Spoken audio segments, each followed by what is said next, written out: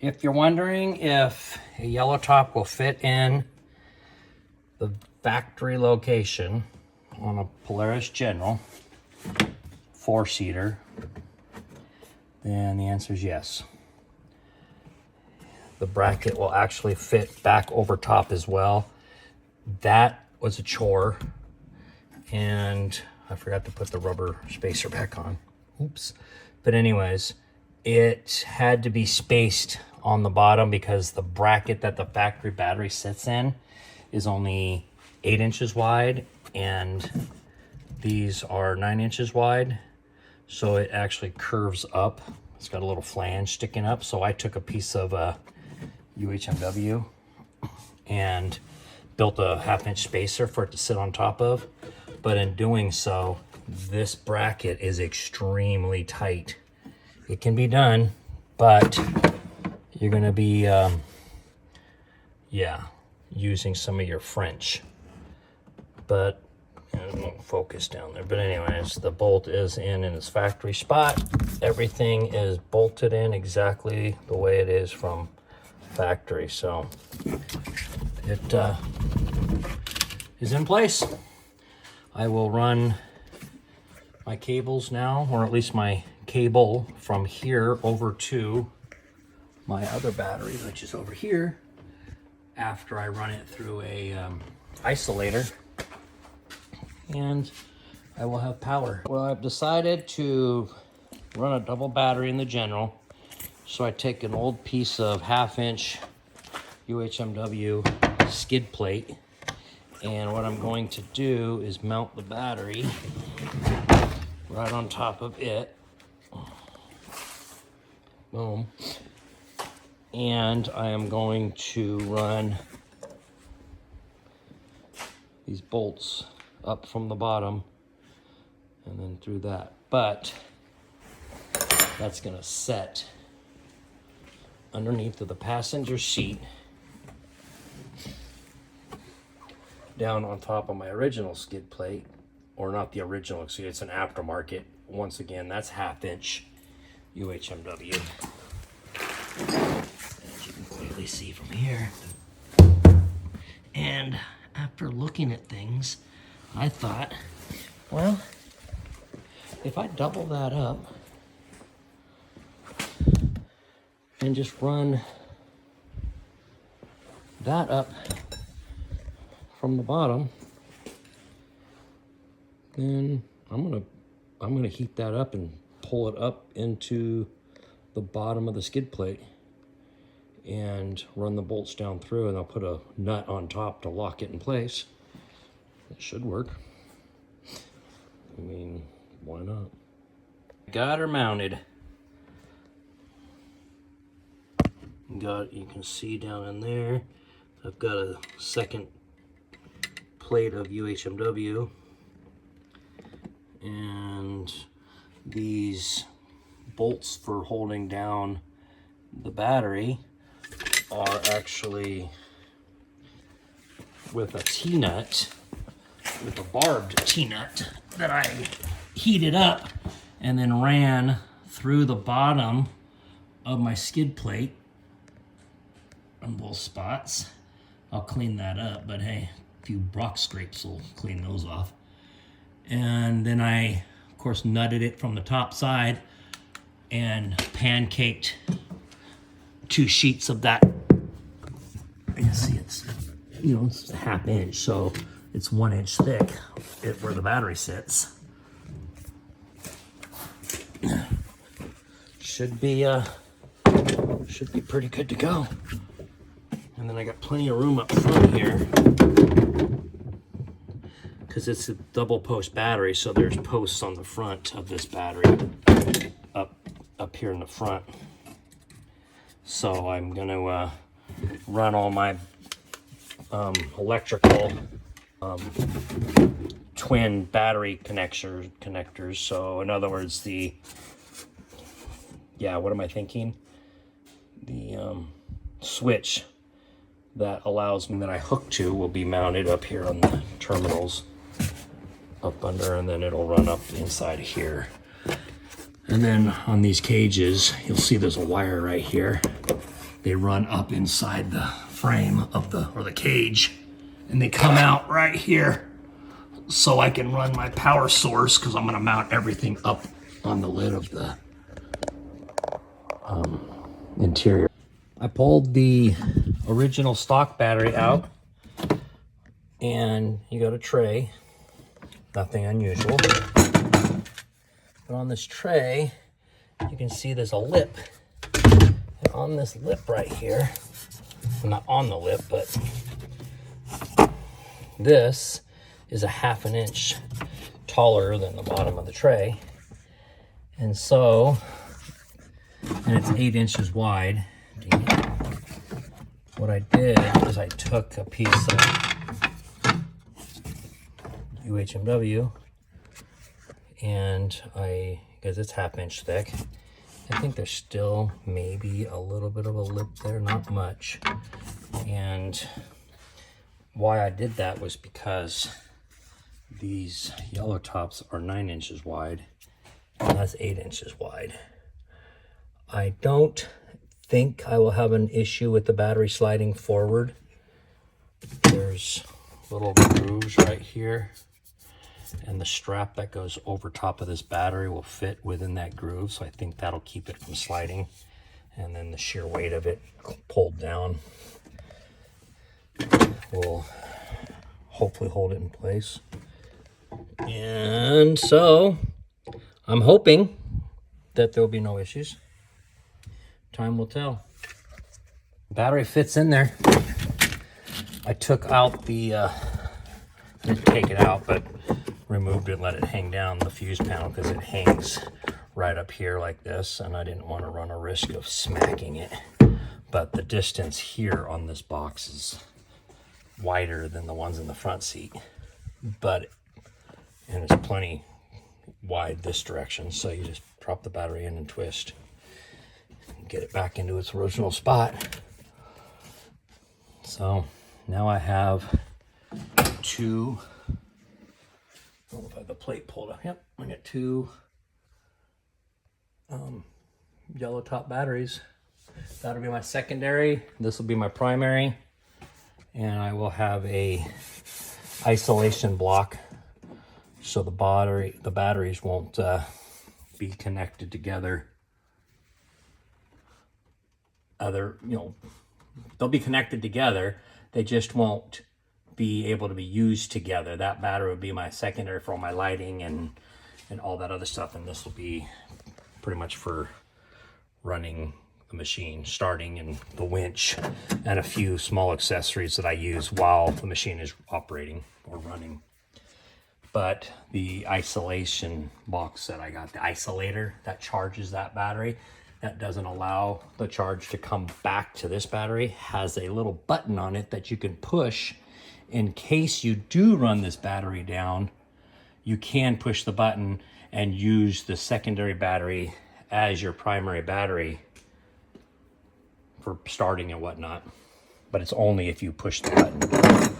And then once you use it, you immediately push the button again to disconnect the secondary battery from the primary battery, or at least disconnect the reverse charge, or the two-way flow of electricity, if you will, volts. Anyways, you get my point.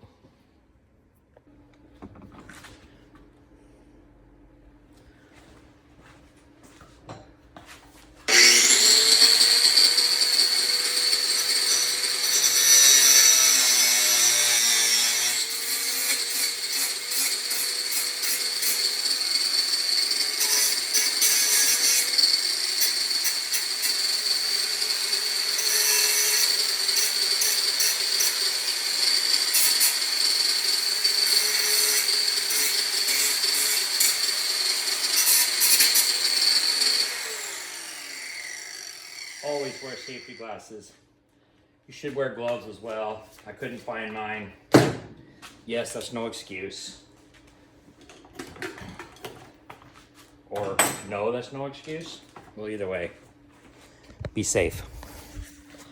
This is making a bracket so we can mount our fuse box. Up here, I'm going to take this and mount it here, and that'll allow me to have a mounting point for that fuse box right there. And the wires will be able to run right up to it, and the wires, I'll just mount it right to that. Got this mounted, and now I'm about to take the hot wire. I'm gonna run it over here, drill a couple holes through that, and then feed it in through here. Feed the fuse panel with power. And then I have to run these lights. That's my bar light up front. And then what you see there is going to be my lights that come from those two little switches over there. So this was my original plan, to put a piece underneath of this bracket, and that keeps this bracket up off of my negative and positive. So then if I mounted it like this, I didn't want any chance of these two arcing. So I put a spacer in there, and that lifted that up and kept that from happening.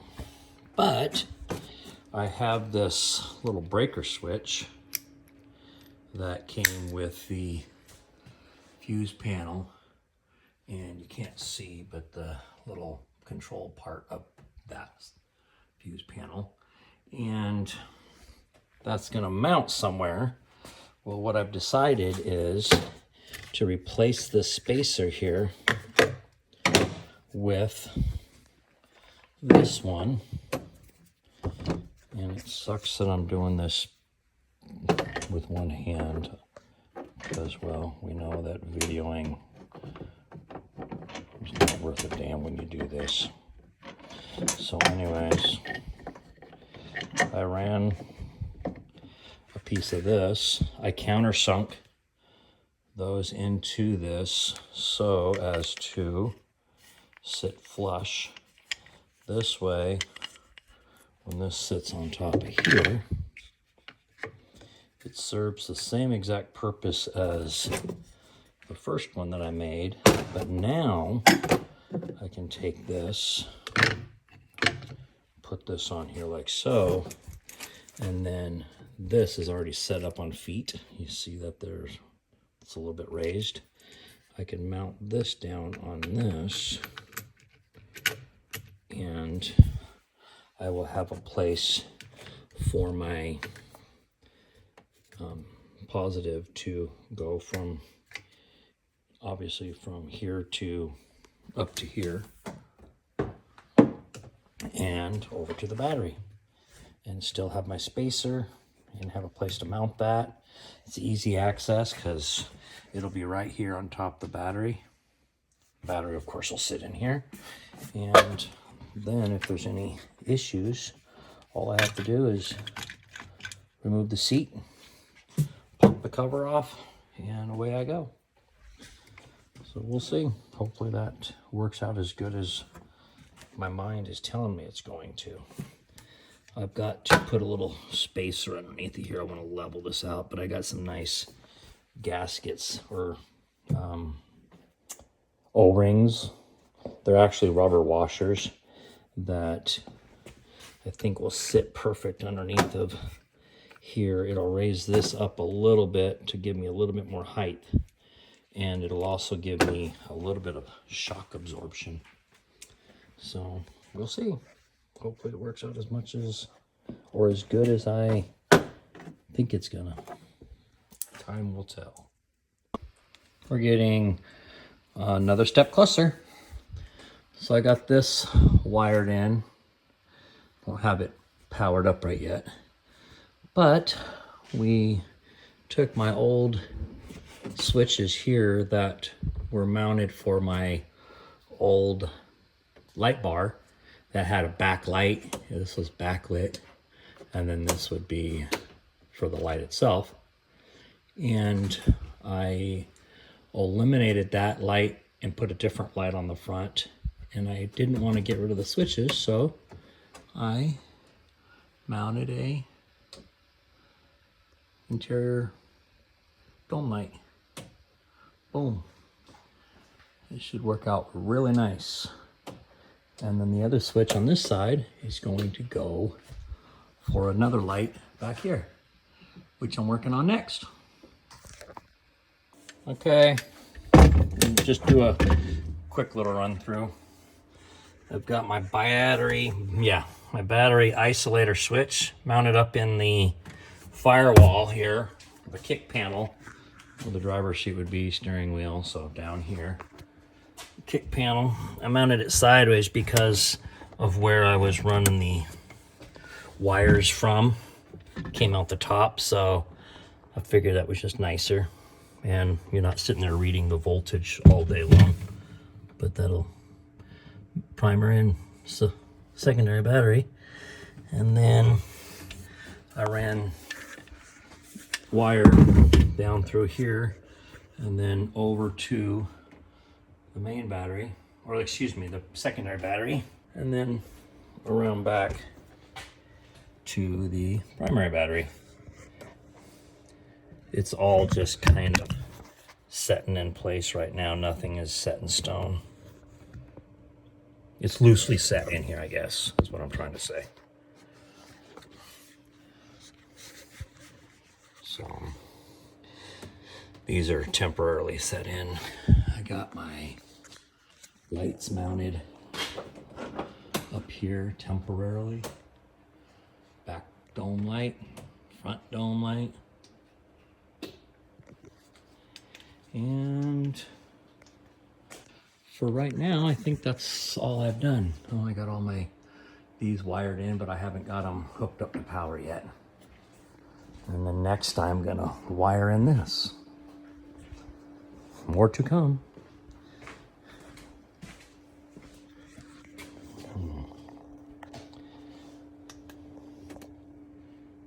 I have to put a fuse in line. I think I'm going to probably just mount it in here somewhere. An inline fuse between the shutoff or the transfer switch over there and the between that and the battery. She's complete. We got power ran from there. You see a little fuse down right down in there. That's a inline little fuse box, fuse block. And you got power there. Battery's all installed. And then it ran from there. And then I got it going over here to this isolator box. And so that runs from the main battery over here to this. Gives me my volts for each battery so I can keep that maintained. And then this button on top allows me to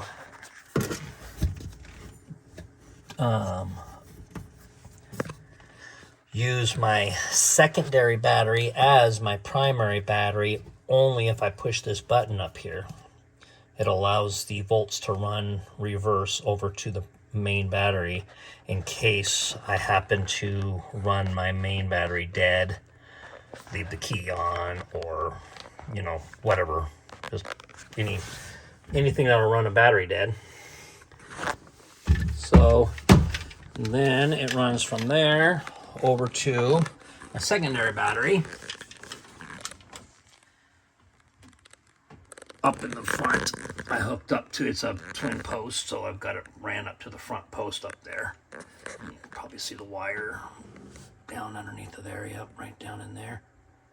So I've got it ran there and then over to this breaker. And then from there, of course, the ground is over to the frame of the General. And then from there, it runs up the cage over here up to the fuse box.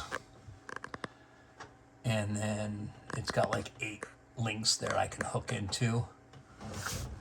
And then from there, it runs over here to the panel to operate everything. Like my bar light in the front, this is my bar light in the back. Then I've got side mounted lights right here. I know it's bright, you can't see, but so I got the lights mounted, and there's a set on the other side. And then it also has this kill switch or breaker switch. So if I don't want to have power running anything, like when I'm driving down the highway or whatever, when I don't need power to that battery or from that battery, I can just kill and do that. And I chose to get the push button with the backlight, so this way I could recognize if I did happen to leave it on, it's kind of in my face. In other words, it's obvious, I guess. So, and why I put a kill switch is because that battery always has power going to it or from it, even when the main power is turned off to the machine. I still have power going to my lighting. And the reason I did that is because at nighttime, I wanted to be able to turn my lights on and off via my phone because it's Bluetooth operated. So for some reason I'm in the tent and I need to be able to see out, I can just turn the lights on with my phone app. And we have the interior dome lights done. That is worth its weight in gold. It is so nice to be able to have nice bright lights when it's nighttime and you need to see things. That really helps out a lot. So that's about it. That's what we've got going on for now.